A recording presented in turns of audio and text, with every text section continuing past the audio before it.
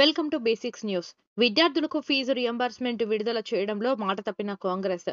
BRSV Jogulamba Gadwal జిల్లా coordinator Kuruva Pallaiah degree కాలేజీల యాజమాన్యాలు నిరవధిక బంద్కు పిలుపునివ్వడం, ఈ రాష్ట్ర ముఖ్యమంత్రి రేవంత్ రెడ్డి ఫీజు రియంబర్స్మెంట్ ను విడుదల చేస్తామని మాట తప్పిన కాంగ్రెస్ ప్రభుత్వం. ఈ సందర్భంగా అలంపూర్ నియోజకవర్గ ఐజా మున్సిపాలిటీలోని ప్రైవేటు గాయత్రి డిగ్రీ కళాశాల విద్యార్థులు నిరసన తెలియజేశారు.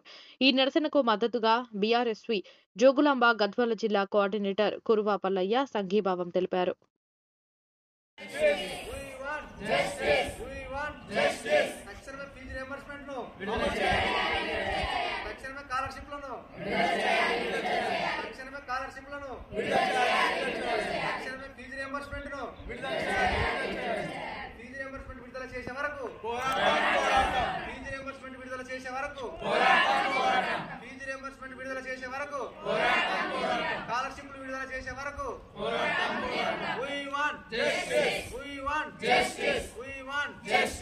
రేవంత్ రెడ్డి స్కాలర్షిప్ విడుదల చేసే వరకు సీఎం రేవంత్ రెడ్డి స్కాలర్షిప్ విడుదల చేసే వరకు CM Revanth Reddy fee reimbursement విడుదల చేసే వరకు. ఈరోజు తెలంగాణ రాష్ట్రంలో ప్రైవేటు డిగ్రీ పీజీ కాలేజీల విద్యార్థుల యొక్క పరిస్థితి అగమ్యగోచరంగా తయారైంది.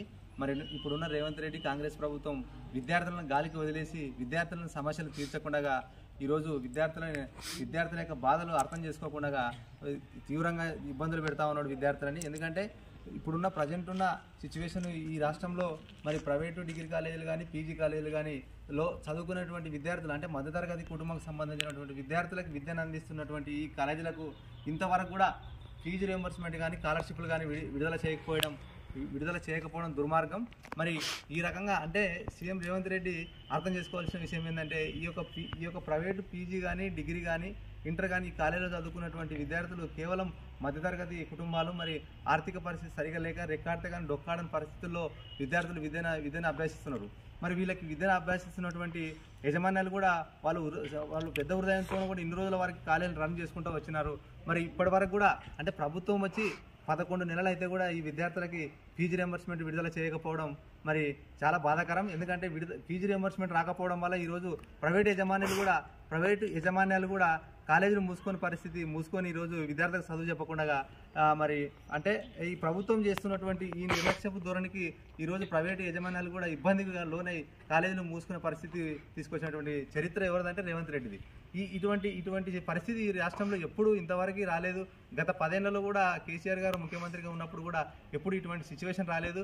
కానీ ఫస్ట్ టైం ప్రైవేట్ యజమానాలని రోడ్ల మీద తీసుకొచ్చి ఇవాళ ధర్నాలు చేయించేటువంటి దుస్థితిని తీసుకొచ్చిన రేవంత్ రెడ్డి తక్షణమే విద్యార్థులకు న్యాయం చేసే విధంగా తక్షణమే స్కాలర్షిప్లు ఫీజు రియంబర్స్మెంట్ విడుదల చేయాలి.